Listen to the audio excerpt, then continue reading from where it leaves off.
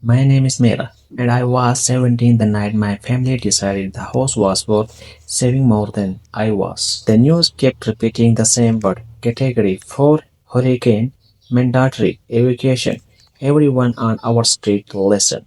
Cars were packed, doors slammed, engine started. I remember watching my neighbor leave one by one, their headlights cutting through the dark like escape routes I was not allowed to take. I packed two sneakers by the door, a small bag with clothes. I even carried our cat, holding her close so she would not feel my shaking hands.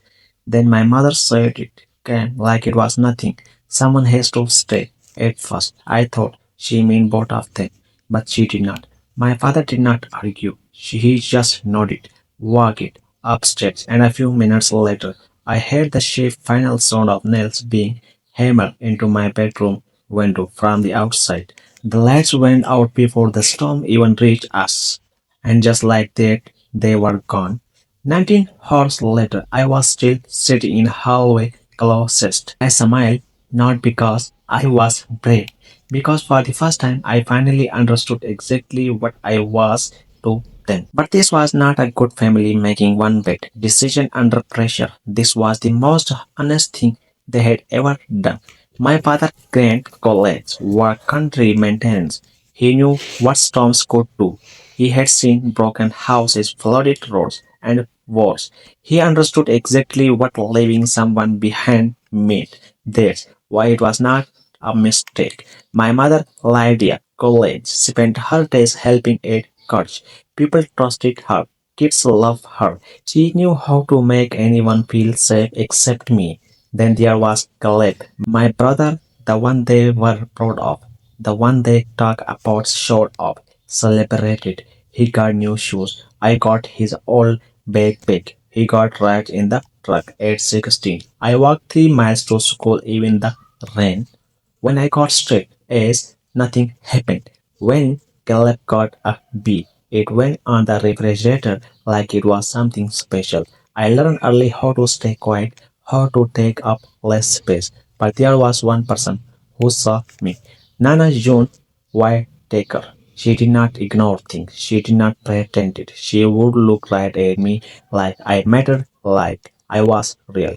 Once she told me something I never forget. Never beg people to see you when they have trained themselves to look away. I did not understand it back then, but sitting in that dark closet with the storm closing in, I finally did. Every scholarship form I fill out of felt like a small door opening. Every college website I visit in secret felt like oxygen. I did not tell my parents at first. It felt safer that way. Like if I keep it quiet, they could not take it from me. What the acceptance letter came with a full scholarship to a university in Raleigh. I read it 3 times before it felt real. I chose my major carefully. Disaster planning, hurricane course, evacuation law, insurance system. I wanted to understand every rule, every failure, every gap that could leave someone behind like I had been. If the system had cracked, I was going to learn where they were.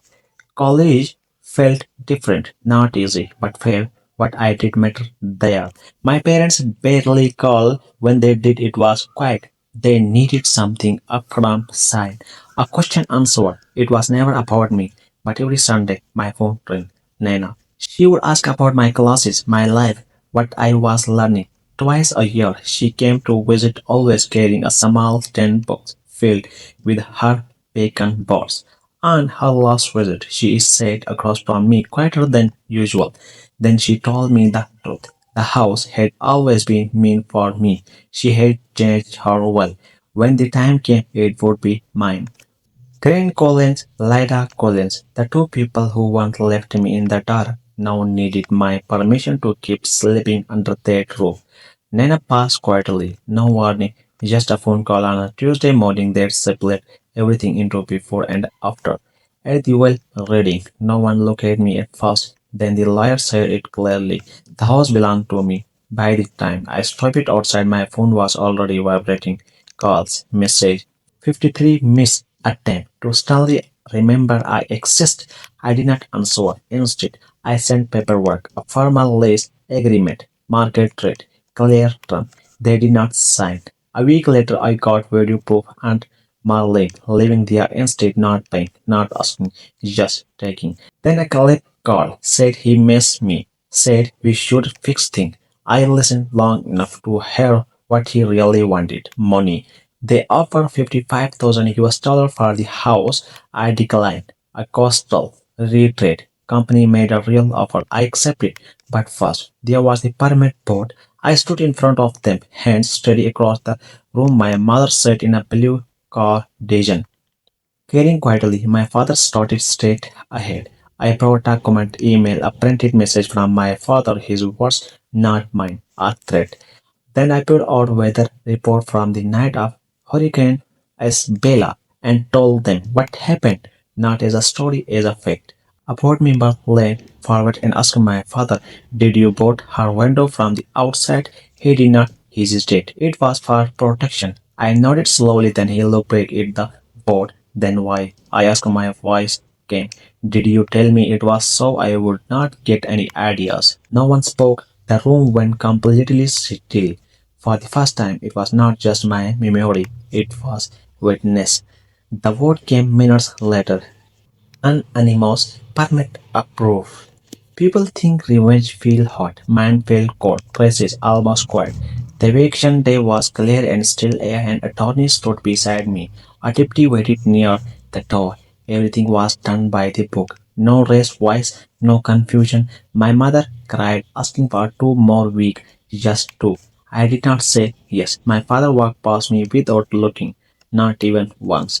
This was the last time I saw them in the house. Later, I sent one message, a group text to every relative who had suddenly found my number, knowing just the fact, what happened, what changed, what would not be happening again. Then the sale closed. The money did not feel like victory. I felt like something else, something steady. I used part of it to start a fund in Nana Jones' name. It helped families evacuate during storm. Pets included. No one left behind. Safe place for children. Because someone should have done that for me.